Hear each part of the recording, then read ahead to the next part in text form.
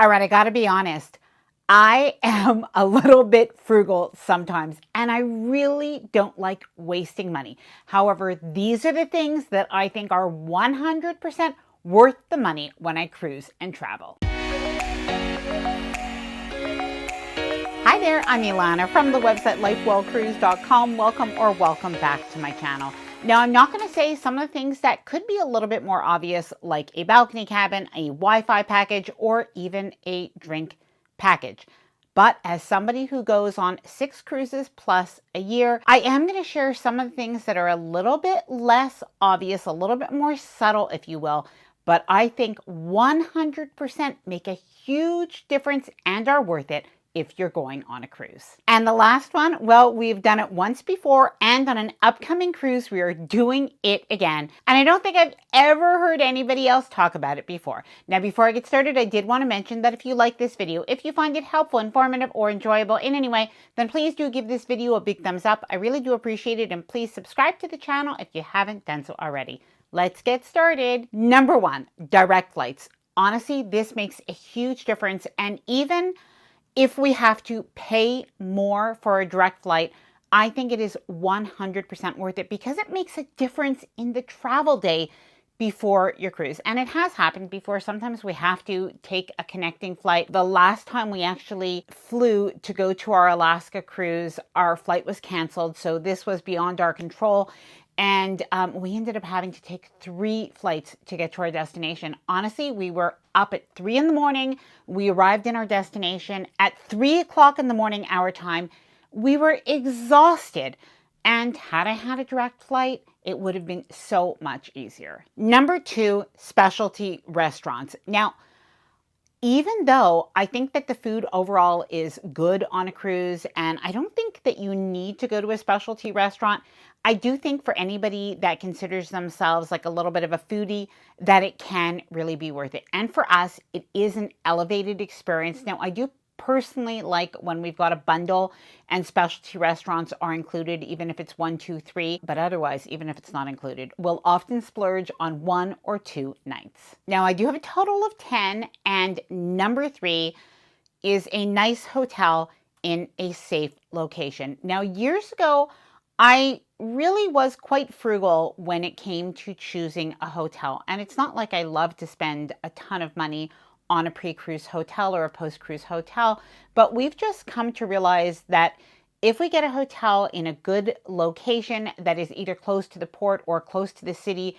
where we want to visit, it actually does enhance our trip. And honestly, I don't want to deal with safety issues. I think it might be my age or something like that, but at this point, I want a safe hotel with good security in a good location. Number 4, souvenirs and shopping. Now, I know a lot of people can say that it's all about the experiences, it's not about things, and I do actually think that that is true. But whenever we go on a trip, I enjoy picking up something physical that's going to remind me of that trip when I get home. Now, sometimes I research before I go. So when I'm going to Europe, I have to say, I particularly like going to Europe and buying maybe a purse or a handbag or something special. In part, I think it's a little bit of cruise math or girl math if you want, because you do get the VAT back on what you purchase. So it does become less expensive. And if there are some items that are actually cheaper in the country that you're going to be traveling to than they would be at home. This has happened to me before. For instance, when I was in Barcelona a couple of years ago, I bought my ruffle handbag. A lot of people ask me about it. It's by the brand Loewe, which is a Spanish brand. And it's actually really quite a lot cheaper if you do buy it in Spain. So if you ever go there and if you like the brand, that's a good tip. And you do get the VAT tax back, which can add up to hundreds of dollars when you get home. But even beyond things that are a little bit more expensive, when we were in Greece, we picked up olives and olive oil. We will pick up lemon-scented soap when we're in Italy, or dried pasta. But I love to bring a little bit of the destination home. Now, please let me know, am I alone in that, or do you also like to shop for souvenirs when you cruise and travel? Please let me know down in the comments below. Using a travel agent to book my cruises. Now, I know a lot of people think that working with a travel agent actually costs extra money, but most of the time it doesn't. Their services are almost always free. And that's because the cruise line actually pays the travel agent a commission and it doesn't come out of what you would pay. Now, I get a lot of emails and comments and messages asking me for a recommendation for a travel agent. So the travel advisors that we use and recommend are MEI Travel. Now, MEI Travel is a travel partner for us at our channel for a couple of years now, and they've helped hundreds of our viewers with their cruise travel plans. Now, as an agency with over 100 travel advisors nationwide, MEI Travel has preferred relationships with all major cruise lines, which means they're often able to offer promotions that you wouldn't be able to get on your own if you book directly with the cruise line. Now, you can actually book your cruise in two ways. If you like, you can go directly to the MEI Travel website and you can search around on your own and you can book there. And then the following day or so, a travel advisor will contact you to see if you have any questions and to finalize any details. However, if you prefer to work with somebody by email or on the phone, you can fill in a quote form. You can have somebody contact you to give you advice, go through your personal concerns, and book any of the extras like travel insurance or hotels. And one of the things that I personally like about working with MEI Travel is the fact that they monitor for price drops. So you can be sure that you're paying the lowest price and getting the best deal. Now, I'll leave a link to the MEI Travel website as well as a quote form that you can have somebody contact you down below in the video description, as well as a pinned comment. Oh, and by the way, if you're interested in joining us on our very first official LifeWell Cruise group cruise, it is happening on March 6th, 2027 on board Star Princess. Now, it's going to be a lot of fun. We have exclusive group events and gatherings, as well as lots of opportunities to connect. Now, all bookings can be made through MEI Travel, who are organizing and helping us to plan our group cruise. I'll leave a link where you can find more information or book down below. A hair salon blow dry. Now, I am actually talking about on the cruise ship. Now, I'm very aware that likely this is going to be more expensive than on land, but I have found personally that is so worth it. Now, what I do oftentimes is before I go on the cruise is I try to go online and see if I can book that hairdresser appointment even before I board. And I usually book it for the second evening of the cruise. So somewhere around 4 o'clock or so I can have my hair blown out for dinner. And oftentimes it is the formal or the dressy night, so it tends to work out well. Smaller group shore excursions or experiences in the cruise port of call.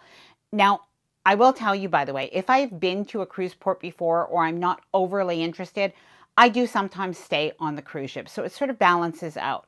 But I love to take a smaller group excursion if possible so that we can actually experience a little bit more. It's a little bit of my pet peeve to have to kind of go with 100 other people on the cruise ship to experience a destination. But the other thing that we do sometimes is not book an excursion at all, but we try to do an experience. Now, as an example, it could be a restaurant. And oftentimes when we think about what is the restaurant going to cost us for lunch, it's going to be less expensive sometimes than that shore excursion. And in this way, we get to experience a little bit more of the culture, at least through food. Now, I have two more, and then my last one is something that we did once before. I thought it was so worth it that we're finally doing it again. All right, easy rolling luggage. Now, when it comes to luggage, I've spoken to many people, and sometimes they will say to me, oh, your Level 8 luggage is so nice. And by the way, this video is not sponsored by Level 8. You can see one of the pieces right here, but I absolutely love it. We've been using Level 8 luggage for about 3 years now, and maybe even a little bit longer, and we have several of the different pieces. But the one thing that stands out about them beyond the wide trolley handle that some of their luggage has, which is my personal preference, but what stands out is how easy this luggage is to maneuver and roll.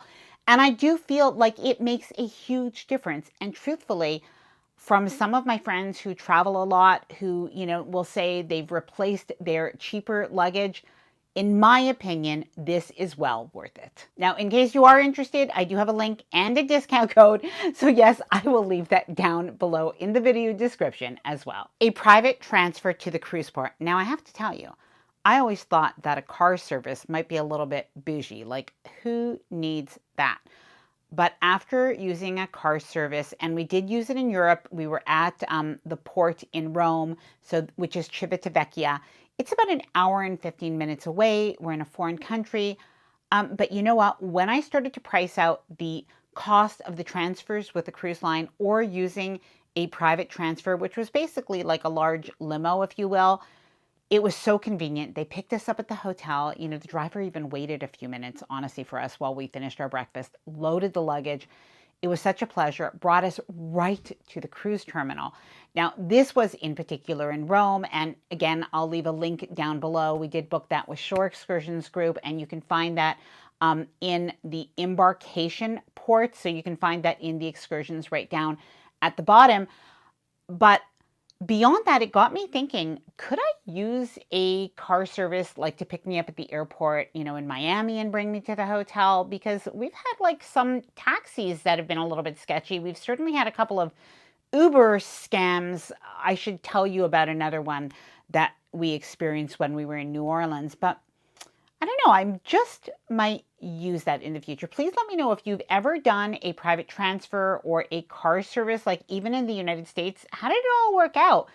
Who would you recommend? Please let me know down in the comments below. Okay, I think this might be my favorite one that I think is so worth it for the last day of travel. So if you have a late flight, book a day pass at a really nice resort style hotel. Now we are doing this again. Our flight coming home from a cruise that we have in about a week. Well, my flight is actually at 9 p.m. And again, I didn't want to do any connecting flights, so I'm just waiting till 9 p.m. to fly home. But during the day, we thought, you know what, let's do that resort pass again. And this time we've actually booked at the Ritz. Such a good price. Anyway, I will go, I will review it, I'll let you know, but I think this might be my favorite new cruise travel hack. Okay, so I have a couple of things that I just think are not worth it when I cruise and travel, at least not for me. And I know some of you are not going to agree with these, and that's okay.